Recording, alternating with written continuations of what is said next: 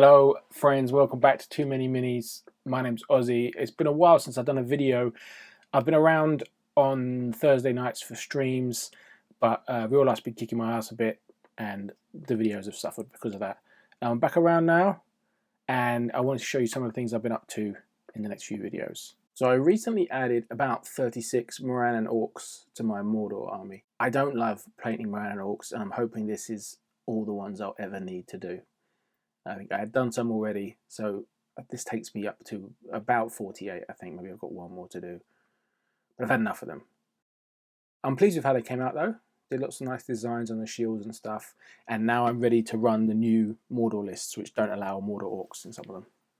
And I added them to my Mordor army, and I wanted to give you a look at my whole Mordor force.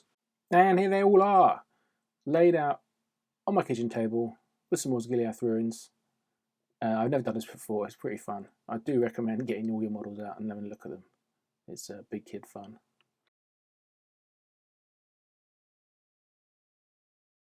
At the back we've got a huge block of orcs, plastic orcs, and then the older metal orcs at the front.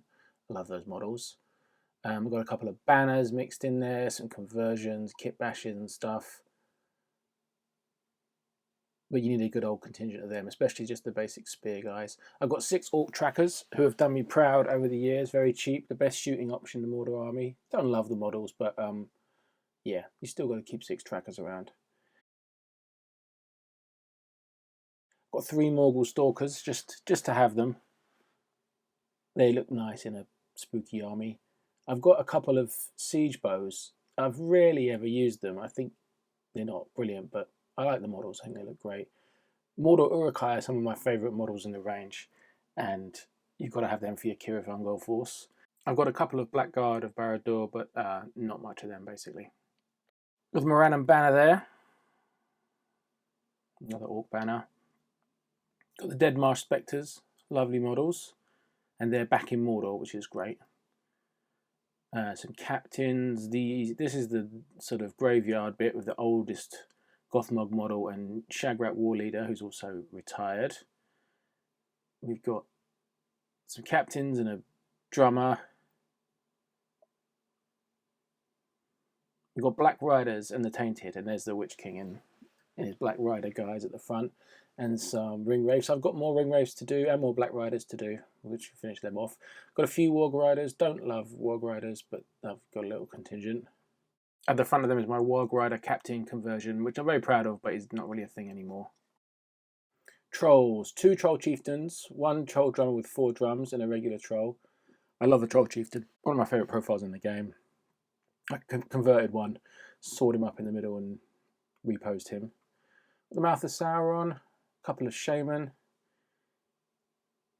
the current Shagrat model, Goroth, the new Gothmog, Guritz, Gothmog's Enforcer. These all see a lot of play.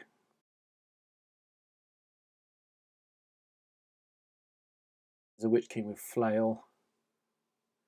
And then we've got Razgush, one of my favourite Mordor models, and he's surrounded by all his beasts. So they can run in other armies, but got a good old contingent of beasts for him to run there. Both types of spiders. The bats are from the Cursed City Warhammer Quest game. I prefer them to the Middle-earth bats. Stuck them on a bigger base. It's a pretty big force. I don't know how many points it is. Lots. Especially with all the heroes. Not something I'm going to run at one time. I've got lots more to paint. I've got a pretty much painted Fell Beast. I've got the Witch King on Fell Beast in metal and the metal Ring Wraith on Fell Beast to work on. I've got the Catapult. I've got the Great Beast of Gorgoroth, which I've actually just started on yesterday. There's a fair bit more to be added to Mordor. Always more. I've magnetised the weapons on the Troll. It's kind of not an issue now, but in previous editions, you know, with the different weapons doing different things and getting you different special strikes, it was worth having that magnetised. It's completely pointless now. I was thinking what's my favourite model in the army, and in all reality, the Elf Dead Marsh Spectre is an absolute favourite of mine. Like I said, I'm really glad that's back in the main Mordor list. Well, it's in the Cirith Ungol list rather than just in Angmar. The biggest thing we could add is obviously Sauron, the Dark Lord himself. I have an old eBay rescue metal Sauron that's a bit broken. It's put me off for years. Maybe I'll build it and green stuff some bits. Maybe I'll buy a new one. So that's my Mordor army.